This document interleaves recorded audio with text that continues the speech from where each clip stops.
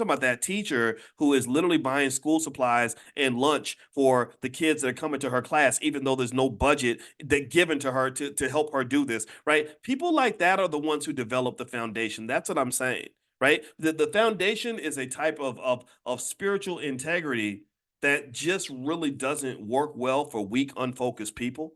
And so, if you're in that category, I just want to encourage you. I want to let you know that somebody will benefit from the work that you're doing. What Dr. Anderson talks about is that, generally speaking, the strategies that we've taken, this integration thing, this whole idea that somehow whites are going to make life wonderful for us is just simply wrong, right? But the good news, though, is that there is a pathway, there is a solution, there is a process that will give you real power. There is a process that'll get you there. It's very straightforward. It's not hard to do. The only hard part is you got to ignore a lot of BS in order to get there. And that is to focus on those three key areas that represent Black quality of life. And that's health, wealth, and relationships. Like, it's not hard to eat healthy food that will keep you alive. You just have to ignore all the fast food commercials and all the commercials for unhealthy food in the hood.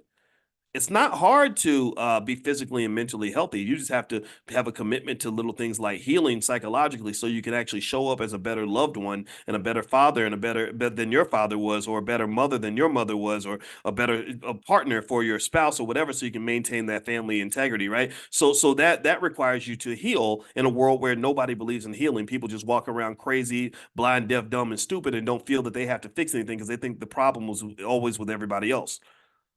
When you're talking about relationships, there's books on how to have healthy relationships, but it's going to require you to be okay with doing things completely different from the way they were done when you grew up, or the way other people are doing things around you. It's really hard. You have to be thoughtful and strategic and committed to doing this. But if you do it, then it does pay off. It works.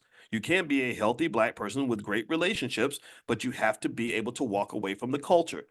The culture is terrible. The so-called culture, what they call the culture, is a bunch of toxic, unhealthy people that throw their money away and remain as ignorant as possible. That's the culture.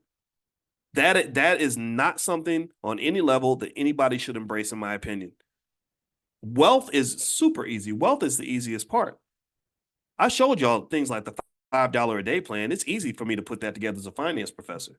It's easy. Wealth is a piece of cake.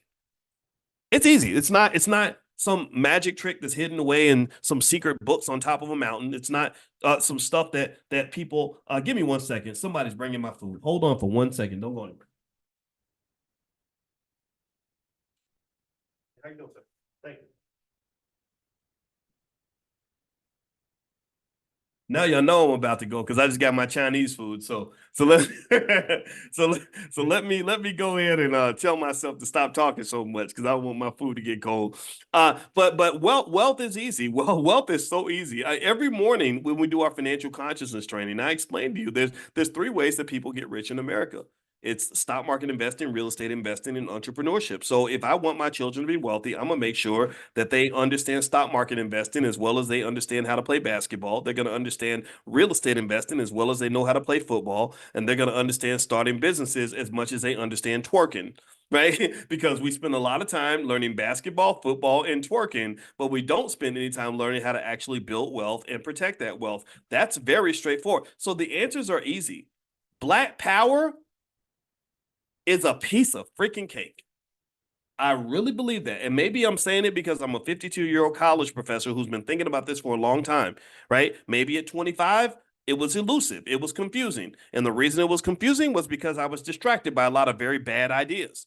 Remember, 15 years ago, I was kicking it with Al Sharpton. I would go to New York and sit with Al for 5 hours. He's a very smart man and a very interesting man. I don't want to ever discredit his intelligence. He was one of the smartest people I ever met. But if you know New York, you know that the fix is in. You know that New York is a place that's more about people becoming these political bosses and controlling Black people than it is about truly empowering anybody. And I'm just going to tell you, as a person who sat next to some of the most prominent people out here, the only people that are really going to care about your liberation is going to have to be you. The only people that really care about your family is you. So the theme for this year's All Black National Convention is very basic. It is that Black leadership starts in the home. Black leadership starts in the home. You are the Black leader that you've been waiting for. You are your own Superman. You are your own Superwoman. And while that might put a lot of pressure on you, that might make you a little nervous, it might make you feel like, oh gosh, I don't know if I can do this. But I'm here to tell you that you can.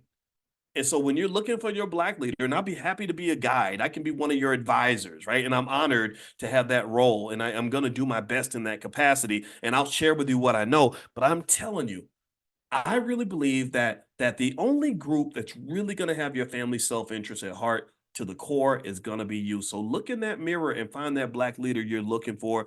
Don't fall the old ancient Negro tradition of looking for a Jesus or somebody to worship. Like I remember when Obama ran for office and there were people that were on their knees, literally bowing to him like he was a god or something.